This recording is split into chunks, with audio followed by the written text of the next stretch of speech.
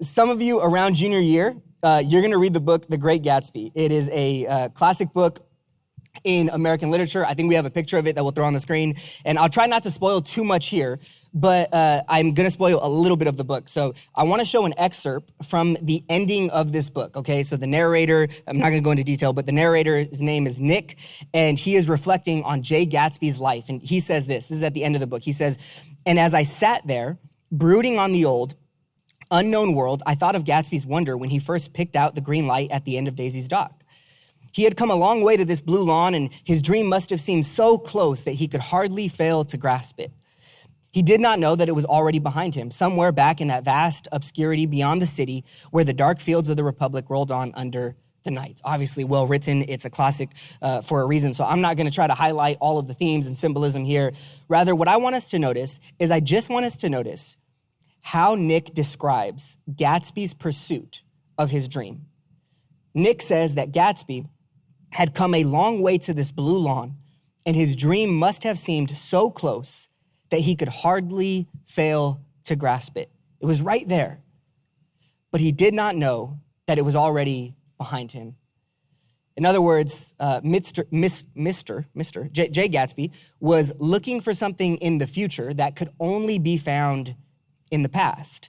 He was looking for something, and if you know the book, you know that's quite an understatement. Gatsby actually dedicates his entire life to this particular thing, to this goal. All of his time, his money, and his efforts are directed towards finding and actualizing this thing that he believes is going to make him happy and satisfied. But by the end of the story, we realize that Gatsby was looking in the wrong place. He was looking in the future, but it was actually in the past.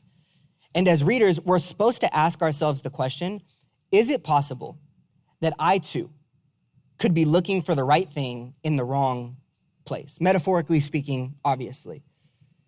Is it possible that I'm looking for a relationship or a sense of connection in the wrong people? Is it possible that I'm looking for purpose or meaning or success in stuff that isn't actually fulfilling? Is it possible that I'm looking for pleasure and happiness and satisfaction in activities that are only going to leave me empty in the long run? Is it possible that I'm looking for a good thing in the wrong place? Hence our new series for the month of November. It's a study through the book of Colossians. This is a short letter that the Apostle Paul wrote to Christians in the city of Colossae. Paul writes this letter from a prison cell, most likely in the city of Rome, though some scholars think he's writing from the city of Ephesus. And his purpose for writing this letter is so that the Christians in Colossae do not waste their time or their life looking for good things in the wrong place. I'll just show you one example here in chapter 2, verse 4. Paul says this, "I tell you this so that no one may deceive you by fine-sounding arguments." Now, that might not sound like an explosive verse for us, but to Bible scholars, simple statements like these are very informative because they actually reveal to us the author's motive for writing.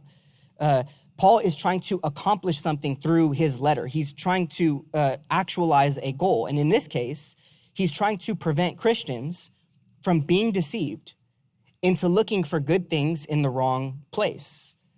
And since this letter is broken up into 4 chapters, we're basically going to look at one chapter a week each month for the each week for the month of November, with the exception of next weekend because we'll have a guest speaker then. But for today, I want us to just read a portion of chapter 1 where Paul does something really interesting from a kind of debate and argument standpoint. Even though Paul's purpose for writing is to address the challenges that this community is facing, the temptations that they're facing, and he wants to tell them, hey, those are not good. Don't pursue that. Don't fall victim to those traps. Don't invest your time and your energy and your effort there. Even though that's why he's writing, he doesn't start there. Instead, the way he starts his letter is simply by describing Jesus as best as he knows how. And many scholars think that our passage today is actually an early Christian hymn, kind of like a song that Paul uses to make his point. Here's what it says.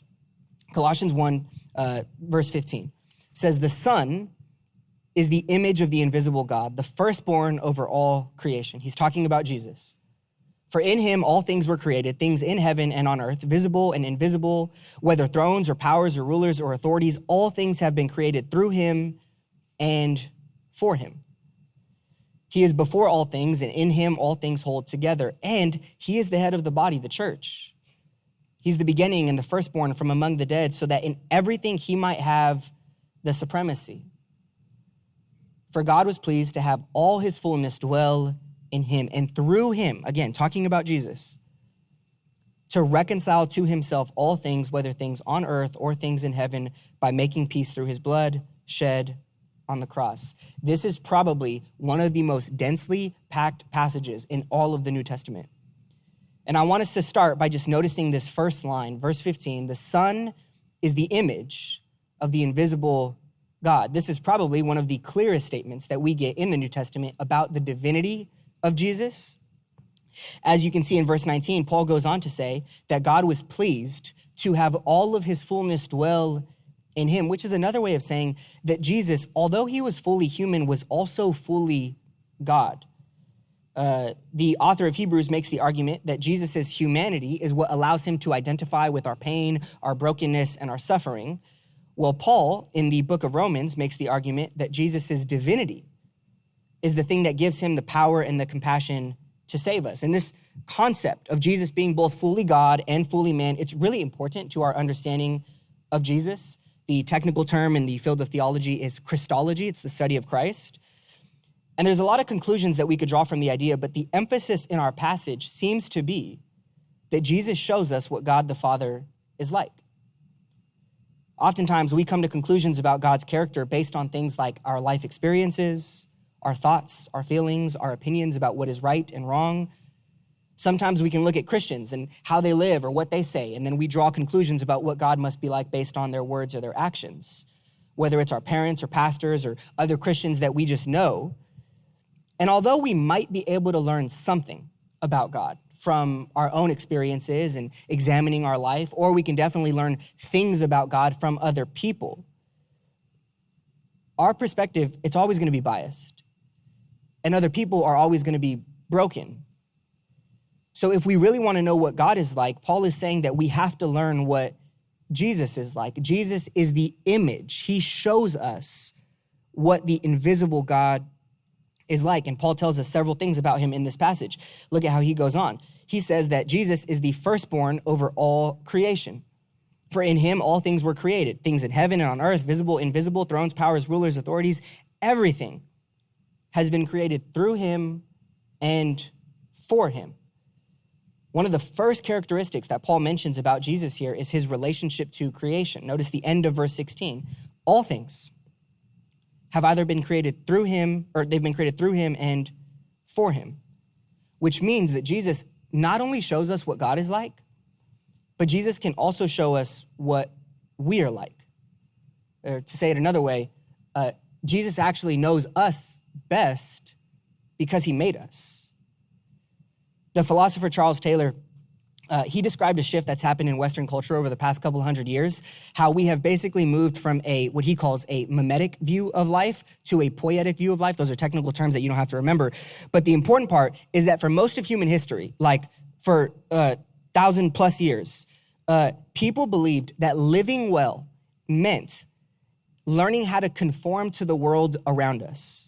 And obviously the Christian distinctive there is that living well meant learning what God says is true, how God says to live, and then conforming our lives to what God says is best. So the purpose for humanity, as has traditionally been believed, is that God, the creator, tells us who we are and how to live, and then we respond and conform to whatever he says. That has been the standard view for most of human existence. However, due to a couple things, advancements in technology, as well as some philosophical shifts that started to happen in the 17th century, in school you study it, it's called the Enlightenment, our culture has developed from this mimetic view of the world to a poietic view of the world, which basically means that instead of humans looking outward for meaning and purpose and identity, now we tend to look inward. In order to find ourselves and our way of life, we take into account things like what we want, what we desire, what we think is right and wrong. And I actually don't mean to infer that that's always wrong all the time unequivocally. But for those of us who are Christians, it is an important distinction that looking inward is not the primary place that we ought to look for meaning and guidance. The Christian view is that God is our creator, so God is the one who we actually go to learn what we were made for, who we are, and what is true about us. God's purpose for humanity is first and foremost to just be in a relationship with him and then to reflect him to the rest of the world. That is a summary statement of Genesis 1 and 2. So when Paul says that everything was created through Jesus and for Jesus, he also means us. Not only do we look to Jesus to find out who God is, but we can also look to Jesus to find out who we are and how we've been created to live. Hence, the really practical implications of verses 17 and 18. We'll look at them again. He is before all things, and in him all things hold together. He is the head of the body, the church. He's the beginning and the firstborn from among the dead, so that in everything he might have supremacy. Notice the theme here. He is before all things. He is head of the body, the beginning and the firstborn. In other words, Paul's point is that Jesus is first. He actually occupies first place in the universe, so he ought to occupy first place in our lives, both individually and corporately. Notice the phrase in verse 18. He is the head of the body, the church, which is another way of saying Jesus is the head of the church. The phrase on the screen, it's going out of style, in my opinion. Young people today tend to just think very differently about organized religion than young people did a decade ago.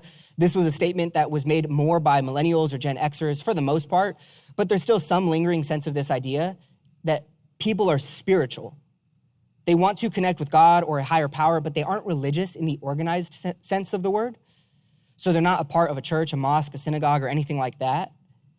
And there's a lot that could be said here. I don't want to caricaturize the idea, but I do want to contrast it with verse 18 of our passage, that he, Jesus, is the head of the body, the church.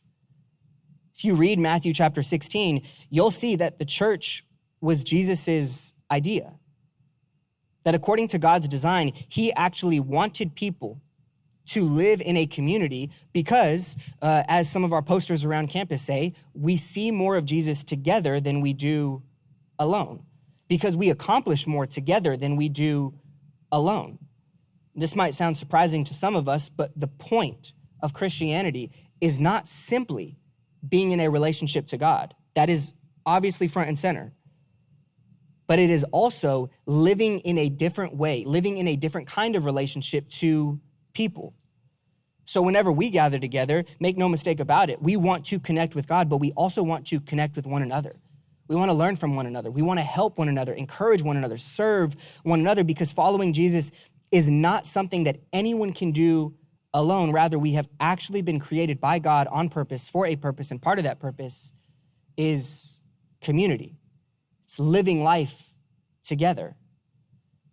And then our last part of the text. And Ian, I'll have you come back up and jump on the keys at this point. Thank you. Verse 19, for God was pleased to have all of his fullness dwell in him, and through him to reconcile to himself all things, whether things on earth or things in heaven, by making peace through his blood shed on the cross. So just follow the train of thought. Jesus is the one who shows us God.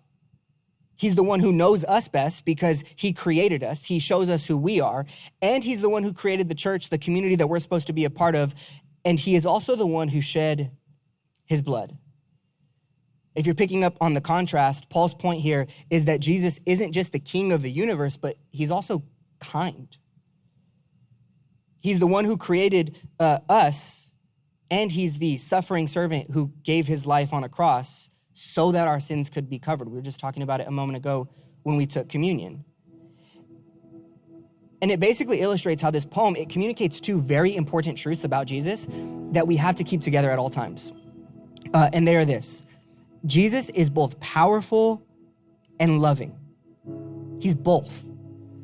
And when we only think of Jesus as powerful, we're going to look to him for truth and wisdom. We're going to respect his authority, but we will often struggle with guilt and shame over our sin, or we're going to be very slow to move towards God when we feel like we don't deserve it because he's just powerful. And on the contrary, when we only think of Jesus as loving, we will relax his standards and convince ourselves that sin isn't that big of a deal because it's not like we're hurting anyone. And in the process, we will often miss out on the life that God actually designed us for. But this passage is very clear that the supremacy of Jesus and the sacrifice of Jesus, they go together. Because he's the creator, he cares about how we live. And because he's our redeemer, he's there and he moves towards us when we fall. He is all powerful and all loving. He is the source of truth and grace. He's worthy of our worship and he's worth whatever it costs to follow him. I think this is Paul's best attempt at just saying he's everything. He's literally everything we could ever want or need. He is better than anything else that we could ever hope to find, which leads me back to the question that I opened with. Is it possible that I'm looking for a good thing in the wrong place? Is it possible that I'm looking for a sense of identity from my accomplishments, my success, or something else, rather than looking to Jesus, my creator, to tell me who I am? Is it possible that I'm looking to friendships or a certain social group for a sense of belonging and connection rather than to Jesus, the head of the church, the one who created me for community, who will surely take care of me and give me the right friends at the right time? Is it possible that I'm looking for love and peace and happiness in temporary things, while neglecting the source of every good thing in the person of Jesus? Because this poem in Colossians chapter 1, it's really meant to illustrate how Jesus is just better than anything else that this world has to offer. So whatever it is that we're looking for, the Christian belief is that true satisfaction will not be found apart from him. Because Jesus is the only one who can truly know us and truly love us. Jesus is the only one who can tell us why we exist and what the purpose of our life is. Jesus is the only one who can give us peace and hope that is not dependent on our circumstances or the situations in our life. I think my best summary statement of this passage is that Jesus is just better than anything this world has to offer. Therefore, Jesus is worth whatever it costs to follow him. He is better than anything else, so he is worth everything else.